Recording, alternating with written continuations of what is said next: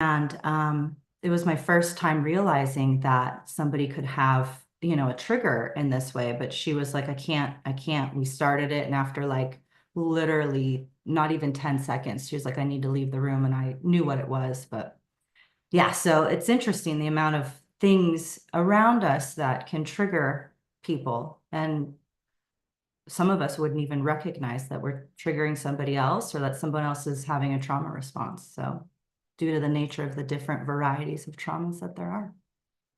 Yeah, and that's always been one of my concerns where you unknowingly trigger someone. And then when Mhm. you become aware of it, you now have a choice, right? Are you going Right. to change behavior or are you just going to continue doing what it is that you're doing, knowing the person's response to it? Do you then think that maybe it's a question for you, whose responsibility then should it be? Should it be on the person who's being triggered or the person who's doing the triggering? Or maybe both? I think both. I also think it depends on the relationship and the dynamic and the situation that's happening. Like I think in a work environment where there's lots of people around and um like people I guess when someone becomes aware of it that a behavior or something that they're doing is triggering somebody, I think the most kind and humane thing is to sit down and have a conversation, and to, you know, understand. I do also I do also believe that some people who have a lot of wounding, right? Not everybody, but there's a select certain types of people with different types of personalities where they're not really interested in healing. They're not really interested in changing. In fact, they use their wounding or their things as an excuse to kind of control the situation around them. And so, that's why I said I think it depends, and there's a conversation that's kind and could be had. So, Yeah, I think that's the key, right? Like if you want to express kindness to someone who's in a situation where they're going to need kindness and that support, I think that is something I would hope that most people would do, and I think most people would. In your situation, Brie, I know that you work with women, I believe specifically, I right? work with men too. I work with men Okay. too. I do have more women in my private practice, and I do offer a women's group. But I'm a woman, so I can connect and create a specialized group that way. So, yeah, yeah. What are some of the obstacles that the people that you work with find in trying to maybe overcome some of their past experiences?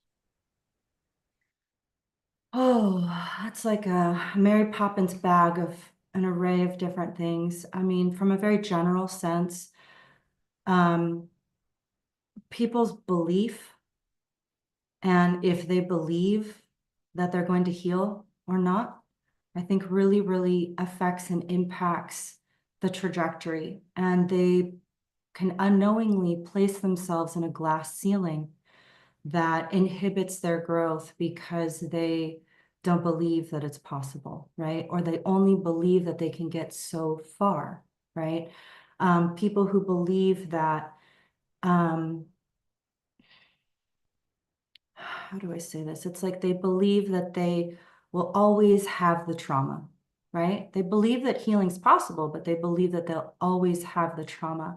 Now, within that statement, an array or a level of perception of what that trauma is, right? And so if they believe that, they kind of cap themselves at a certain level. I would definitely say that um, how people talk to themselves.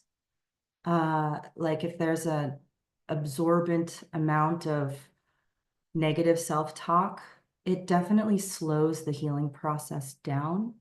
And, some people have negative self-talk because they were very verbally abused and talked to growing up, so it's something harder to work through if that's all that they've known and done to themselves, or like adopted that way of self-talking inside.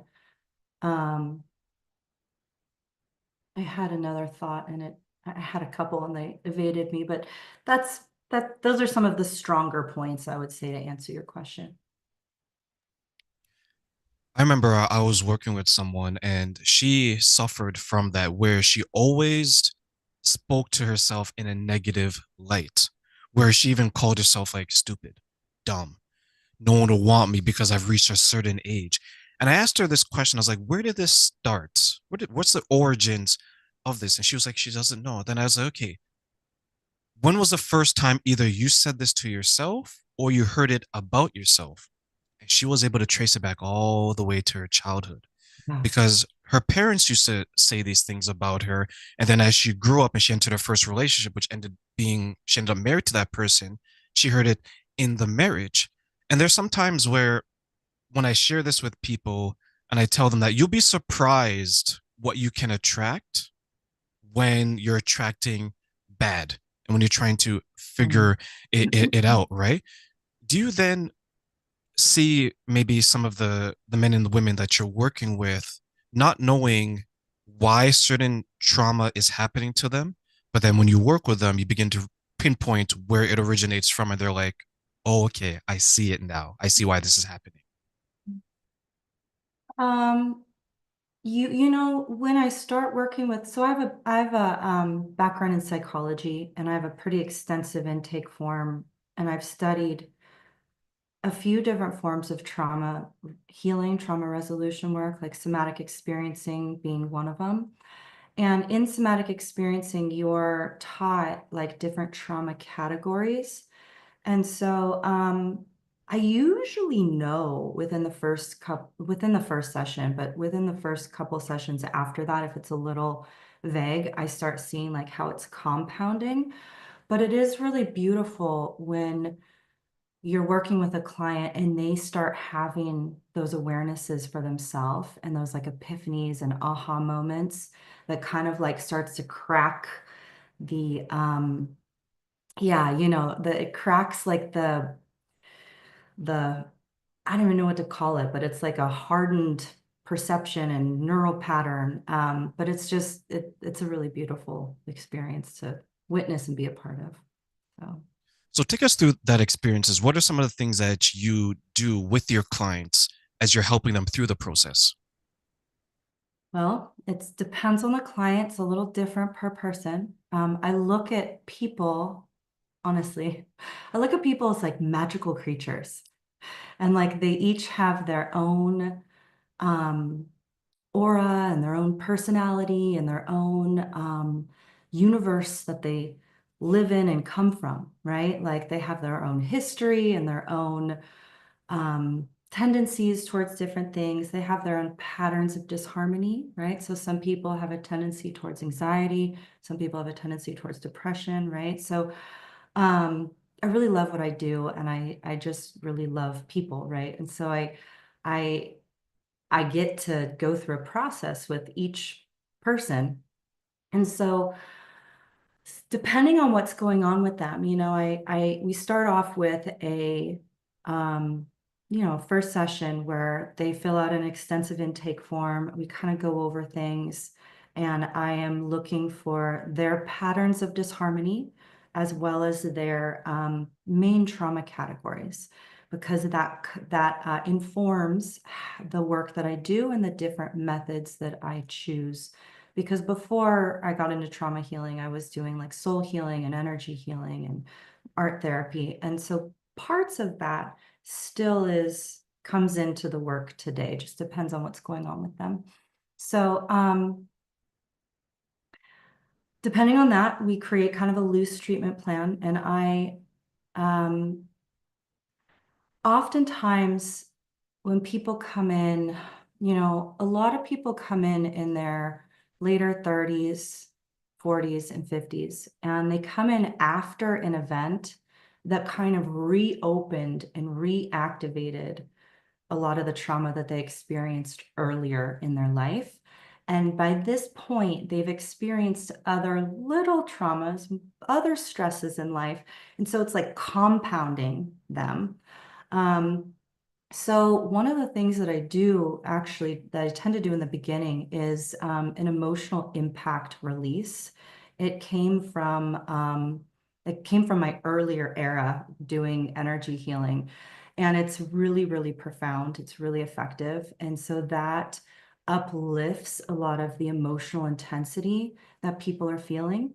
And so it makes life easier for them, but it makes the treatment and their healing graceful and swifter. So after that, I start moving into, and sometimes we do the somatic work, the trauma resolution work in between, or in the middle, and then do some of those sessions. But yeah, so it's a lot of body-based somatic work after that that helps resolve trauma. And I don't know if you mean more specifically about what that is, but because it looks different, I think, per somatic experiencing or per trauma resolution or per person who does somatic healing work. So, like if you give me I'm a very specific person. If you give me like a context, like with boundaries or with this, I can give you something more concrete and tangible.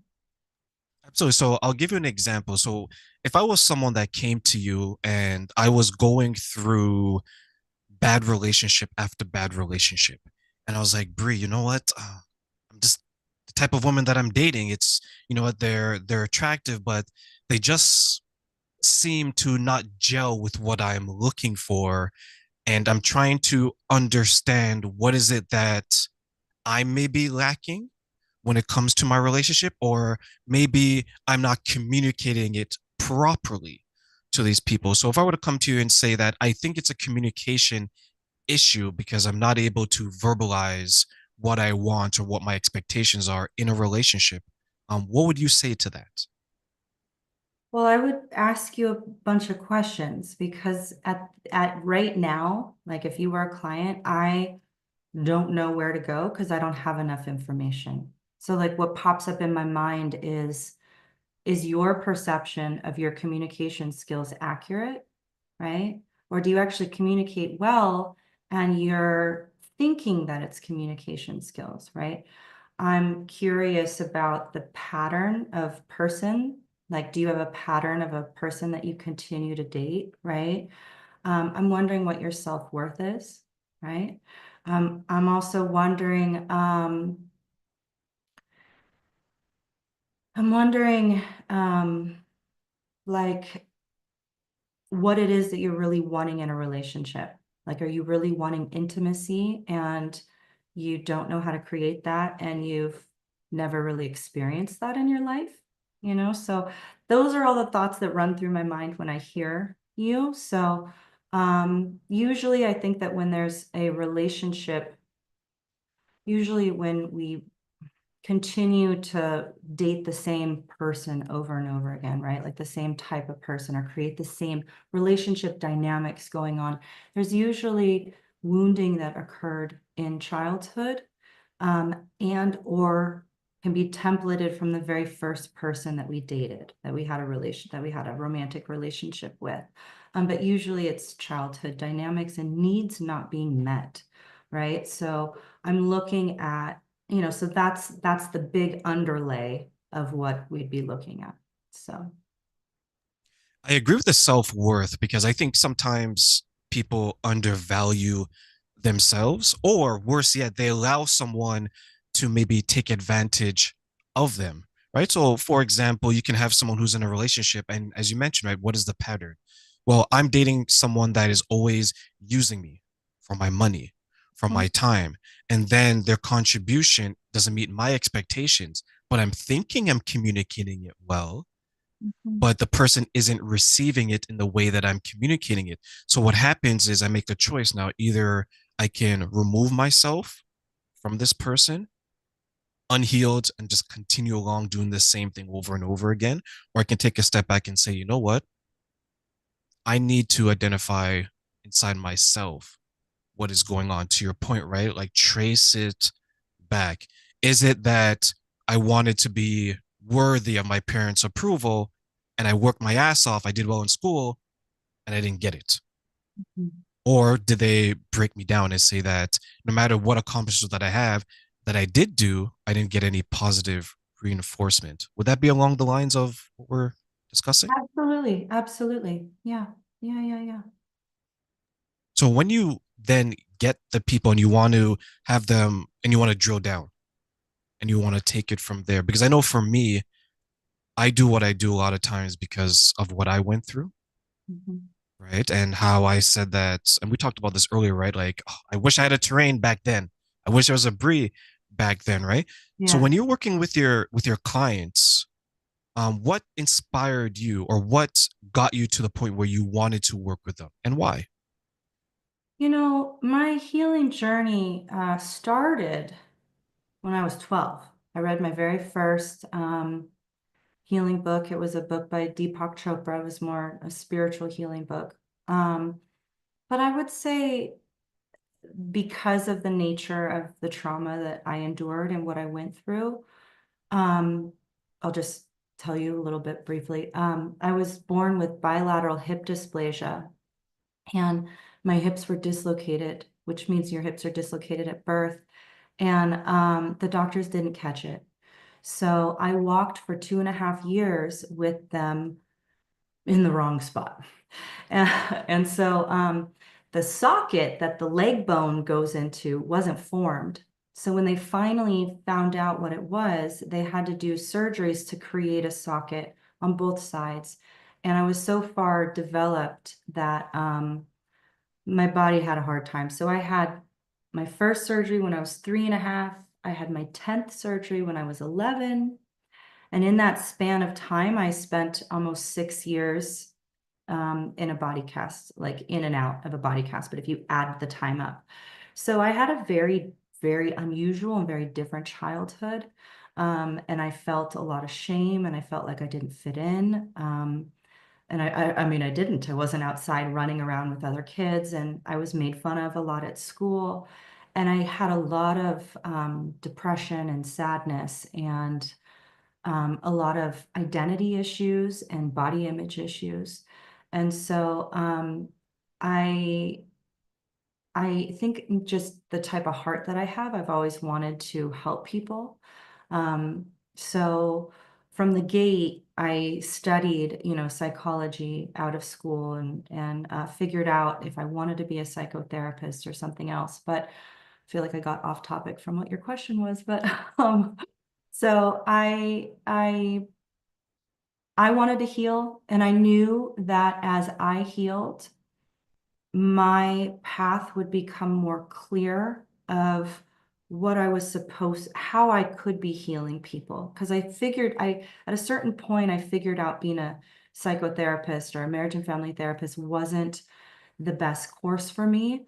Um, and mainly because when I went to therapists in my teenage years and early 20s, talking about what was going on wasn't resolving the trauma that was held inside of my body because of I'm a very body-based trauma category, right? I had attacks on my body over and over, so it creates different symptoms. So I knew that wasn't it. So yeah, so that was uh that was what how I figured it out was I knew that I was here for a reason because like most people don't go through this. And I just felt like God had me here going through this and that it was going to pay off somehow as I healed and I would become